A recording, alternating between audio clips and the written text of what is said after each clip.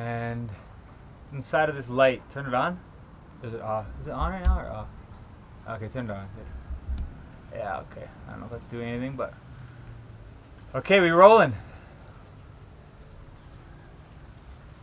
So how are you, bro? I'm good, man. I'm good. Mm-hmm. Enjoying my time in the land. Yeah. So what is your inspiration to work on a farm in Kenya in Gong? What is my inspiration to work on a farm in Kenya and Gong? Well, on a personal level, I'm inspired to continue to develop life skills to eventually lead a life of sustainability. My vision is to be able to cultivate all my own food, all my own produce, and not have to shop at mainstream grocery stores. So on a personal level, I'm cultivating more skills and talents that nourish my skills in permaculture farming. So this is a very good project to take on as the land was stripped of its nutrients and plants were sick. So a really great hands-on experience at designing and implementing permaculture techniques. And on a deeper level, I think for humanity's ability to really coexist with Mother Earth, humans need to wake up to the fact that we need to steward our loving mother in a more conscious manner. Our soils are getting depleted, chemicals being used, which completely kills the microorganisms in the soils. And if anything I can do to spread the necessity for organic permaculture farming, any way I can do that would be a blessing for Mother Earth and for the whole of humanity. So I'm out here just doing it for the land and doing it for Pachamama. Okay. So yeah, having gone to different continents, and what do you think is holding us back here in Kenya in terms of our beliefs or attitudes that is actually stifling our growth? Holding you back? I mean, it's a pretty general question. What are you being held back from? Like ideas or beliefs or that you Hmm. think can change in order for us to have like a more harmonized society here? Hmm. Well, some of my observations that I've been making that again, I'm mindful of my own projections because my own thought processes are just from my conditioned mind and what I believe to be, you know, fully acceptance. I like to practice unity consciousness, having unity amongst all human beings and breaking down any classisms, stigmas attached to poverty, wealth, race, sexuality, things of that nature. And from what I can see, there's a pretty big undercurrent of stigma down here attached to classism. People who are of the haves don't mingle with the have-nots. There's what feels like very judgmental at times society in terms of Christianity and their belief systems. If you are, you aren't a believer in Christianity. Um, I also find that there's a really big gap between the understanding of the big gap between men and women here. A lot of stories I've heard are, a lot of emotionally repressed women who've been abused, single moms.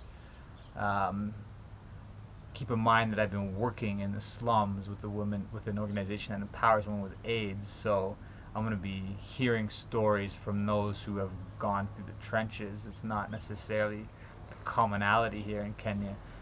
However, it does feel there's still an old paradigm that exists here of the masculine hierarchy and the toxic masculinity in a sense that represses women Seems there's a lot of alcohol consumption, and even from what I understand, it's actually socially acceptable to beat your wife. If the man says it's his wife, then it's like, okay, no problem. Um, which is just, to me, some old conditioning of the patriarchal society that is coming to an end. And now I hear a lot of stigma towards men as well from women, and on a general level. However, I have compassion for both parties, because men who are, in my mind, in my viewpoint, committing acts such as assaults, and polygamy was practiced for years here and still is, that creates such ripples throughout generations of not honoring the feminine. And in a sense, it's because they're not in touch with the feminine in themselves. They haven't been necessarily conditioned to be aware of things like sensitivity, compassion, and things of that nature. So it seems that there's a lot of progress that still needs to be made in terms of the understanding of the two sexes, and bridging that gap between them, and remembering and recognizing that the masculine and feminine exists within each of us. Men are going to be more predominantly masculine, females more feminine. However, these energies are not something that are so separate. And it feels down here there's still a big division of those two energies. So that's something that I think, the gap is narrowing now. From what I understand, the young generations are making shifts. And even in terms of things of intimacy, like, it's so taboo to show any physical intimacy. And I have such compassion for the men too, because I hear stories from women that men need physical intimacy and need to be nurtured. And it seems like there's this expectation from the women to have these stoic men who are hardened, who are tough, who don't cry at funerals, but yet you want them to be this compassionate being. And no wonder why they're not emotionally available. And it sounds as if from a young age that this is conditioned in a lot of boys. They don't get that feminine nurturing attention that they need, and to help them develop their own feminine energies. And then they grow up to, of course, repress their emotions, and oppressed emotions, it's going to come out in toxic ways. So it seems that there's a lot of unraveling of old conditioning to still take place. And even amongst the feminine, the female finding their voice, like, they gave that power to the masculine. And the days of finger pointing and looking at each other as such polarities, such opposites, needs to stop, and recognize that there's no healthy masculine without the healthy feminine, and vice versa. I think I'll leave it at that there. I can go on for a while with that one. Nice. So I'll go back to something you said about classism. And what do you think about the economic system that most of the world runs on, and how can it be altered in a way that people are more involved and not feel like they're members of a particular class but a member of a larger society? So, sorry, can you repeat that first part of that question? The Um, economic status of the world. yeah, so you talk about classism, Uh-huh. and do you think the economic system that the world is currently running on, which is predominantly like capitalist system, do you think that plays a role in creating these social barriers between people, in terms of, I am more worthy if I make more money, like the system treats you? Okay, I'm going to have to ask you to stop there, because it's getting too long there and losing my train of thought. So in terms of systemic wealth systems, systems of class, I mean, me personally, I'm an anarchist. I think the system itself completely needs to erode and collapse. Capitalism does not work, especially the way it's set up. I don't have the answers, but I do know that our banking system is set up to further empower the one percenters, and the divide between wealth and poverty is getting larger, middle class is getting squeezed out, and it's even stronger here in Kenya. It feels like Kenya is really coming is really behind in a lot of ways from Western culture, but it's also growing Western culture. That's not even fair to say. Um, so to me, this power structure that's been in place for some time is one that is designed at enslaving a lot of humanity, and the debt system just does not work. There's countries now who are billions of dollars in debt, and they keep printing money with nothing that substantially backs it. So it's just going to create hyperinflation, and I believe that the whole system is going to completely collapse. And I invite it to happen sooner than later because I don't see patchwork doing the fixing. It's something that just needs a total collapse before something can be rebuilt. And I don't have that answer, but I do think that answer comes exponentially faster when we stop playing into a system that we recognize is broken. We need to take our power back, our sovereignty as individuals and as humans to, as in countries as well. I mean, every country sold out to the IMF, which is the International Monetary Fund, and a lot of countries get enslaved in exchange for money for their resources and paying things back with interest. It's a very dirty game.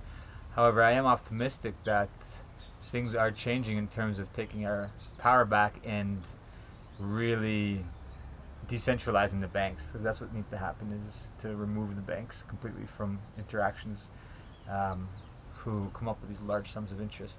So things like cryptocurrency and Bitcoin, which are really rising in popularity right now, is, I think, could create a huge potential for liberating humanity as a whole, because really that's the biggest way of controlling humanity, is by enslaving them monetarily.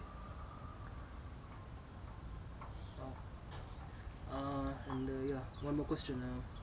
So with the recent climate changes in Australia with the wildfires and in Amazon, the depletion of the rainforest,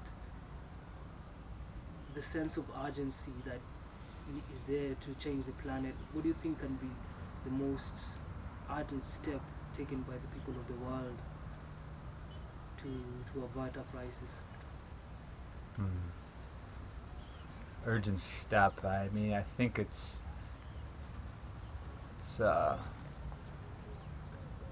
urgent step. It's a tough one to answer. It really just comes to being conscientious of your impact daily, conscious of what you're purchasing, what industries you're supporting, things like even when you're buying a plastic water bottle, small things of that nature. The clothing you buy, is it manufactured in a sweatshop, or is it something that's more environmentally friendly, supporting indigenous communities? Are you supporting massive corporations? So it's just really a mindfulness that needs to take place. Especially for me, the biggest one is consumerism, the amount of trash that we create and the amount of extraction of our natural resources that's needed to make things like plastic and fossil fuels. So just increasing your level of consciousness in terms of the consumption on a day-to-day basis. Cool. And what are some of the things that you've taken in your life, new ways of being with this new consciousness, like practical examples? New ways of being. I mean, for myself, it's just been a period of awakening from what felt like a long slumber party in my teenage 20s and early 30s, being conditioned in North America and my own choices too. Like, I don't want to give power to everything outside of self, but I was caught up in making money and living a life, alcohol, women, and I went so deep into this perceived darkness that I completely had to break down what I thought was of value in life and start to seek help for my own self and then empower myself more with action and becoming a conscious being. I gotta get that phone, so I'm out. I press the red. Yeah.